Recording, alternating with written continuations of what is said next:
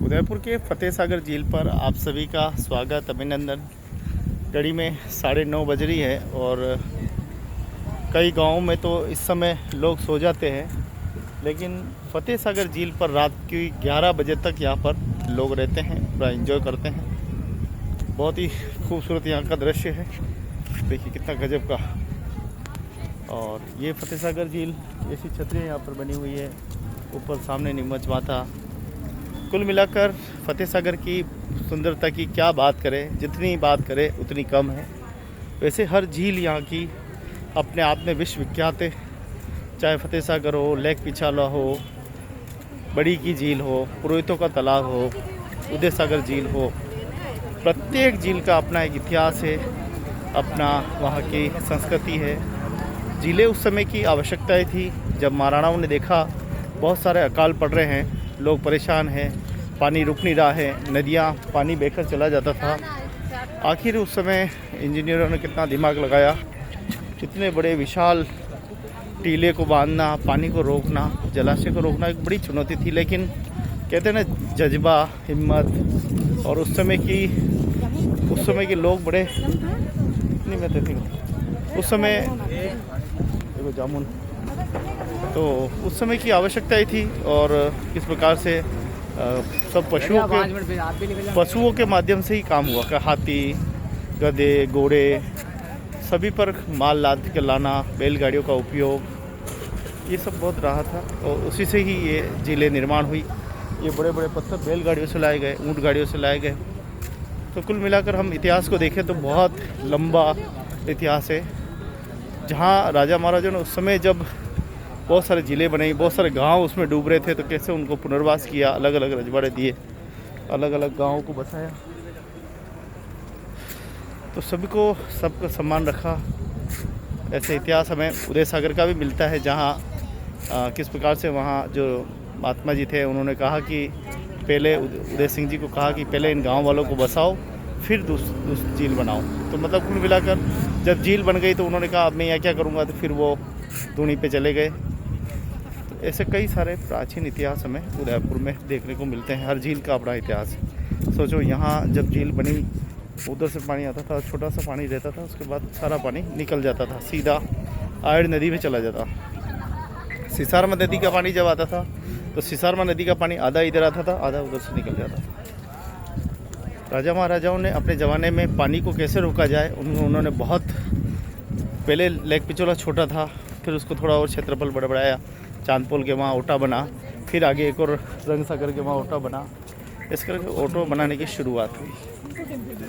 कितने लोग आते देखो, सारे जितने भी शाम को आते टहलने के लिए, तो बड़ा अच्छा भी लगता है। फतेह सागर जैसी खूबसूरत झील हो और परिवार के साथ, बच्चों के साथ एंजॉय करने का।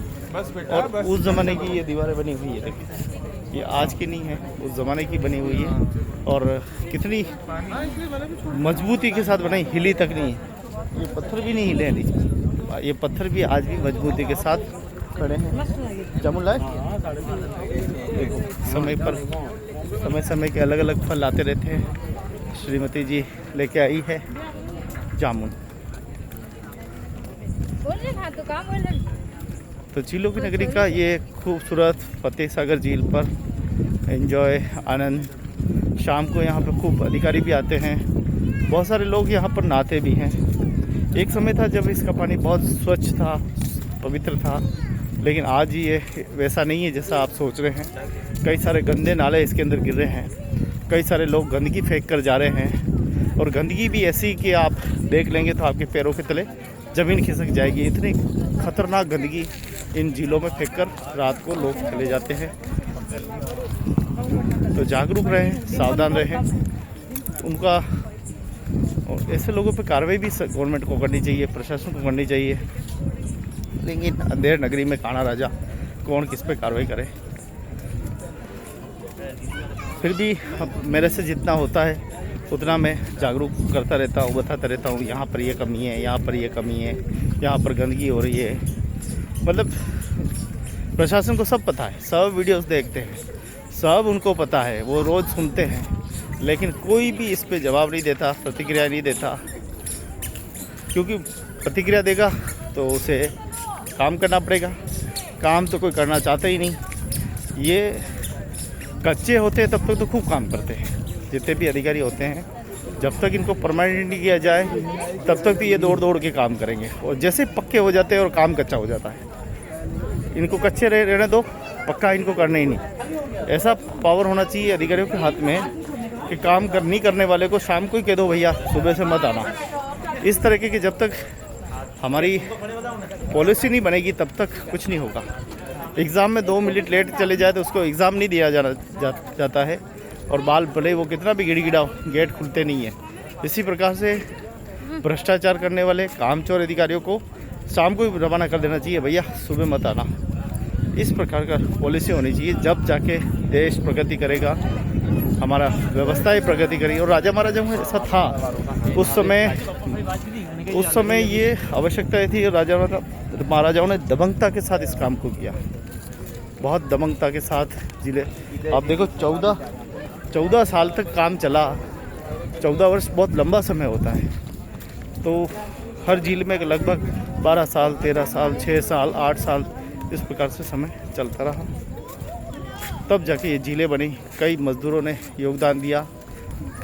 इतने बड़ी मिट्टी को लाने के लिए कदों को लाद कर यहाँ पर मिट्टी को लाना पड़ा।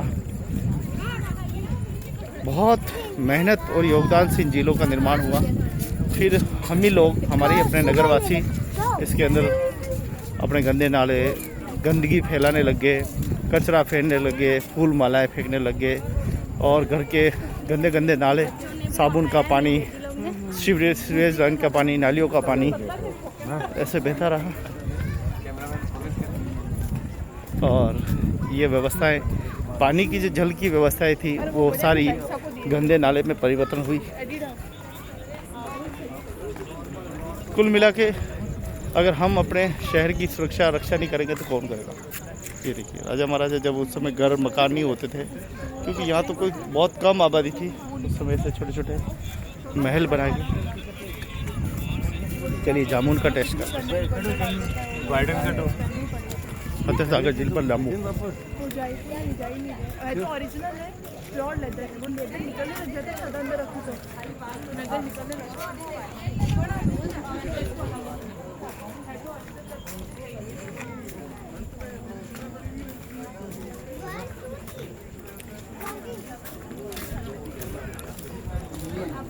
जामुन के बाद ये बीज जो होता है, इसे हमेशा गार्डन में डाल देना चाहिए, जिससे ये सूखे और फिर एक जामुन खिल जाए। तो देखिए, बनाने वाले इतिहास बना गए, कोई महल तो कोई नदियाँ, कोई सागर बना गए। हमें नाज होना चाहिए हमारे महापुरुषों के ऊपर कि उन्होंने बहुत ऐतिहासिक काम किए। जब राजा महाराजाओं का क्रम उस समय भी चल रहा था, एक तरफ देश आज़ादी की लड़ाई लड़ी जा रही थी, देश को आज़ाद कराने के लिए कोई फांसी चढ़ा, किसी ने गोली खाई, किसी ने, मतलब आप देखिए उस बर्बरता को देखिए। जब सुनते हैं, किताबों में पढ़ते हैं, रोंगटे खड़े हो जाते हैं। क्या इनका स्वतंत्र सेनानियों का त्याग बलिदान रहा होगा।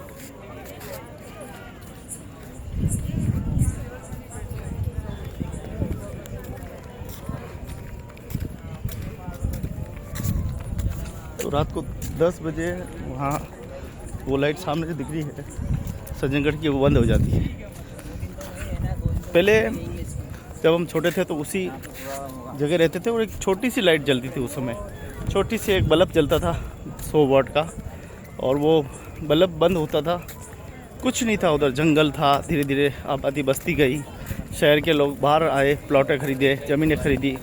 धीरे धीरे शहर के लोगों ने फिर बाहर के लोग भी आने लगे। ऐसे करके उदयपुर में सन 2000 के बाद बहुत तेज़ प्रगति की।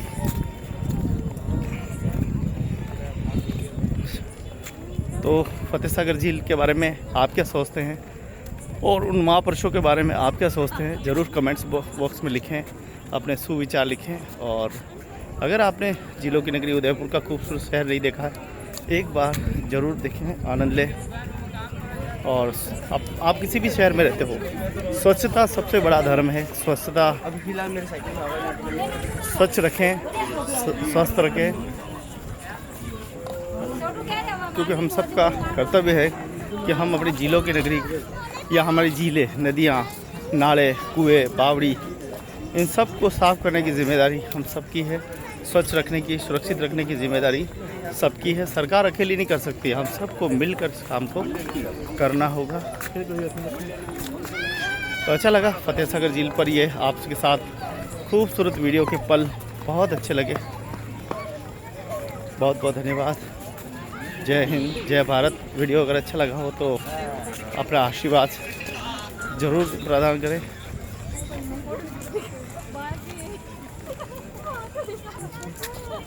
पहले तो जितने भी लग रहे हैं इन सब में म्यूज़िक बचा था, पता नहीं वो म्यूज़िक आजकल बजता ही नहीं है। देखते हैं बस ट्रक नहीं बज रहा है। सरकार ने भी बहुत सारे काम किए हैं यहाँ पे, लाखों करोड़ों का खर्चा किया, ऐसी बात नहीं है।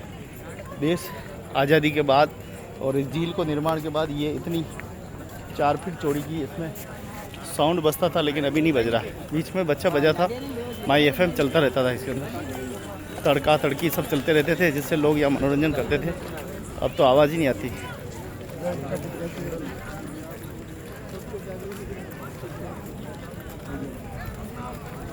तो झीलों की नगरी में आते रहें, खूबसूरत आनंद लेते रहें।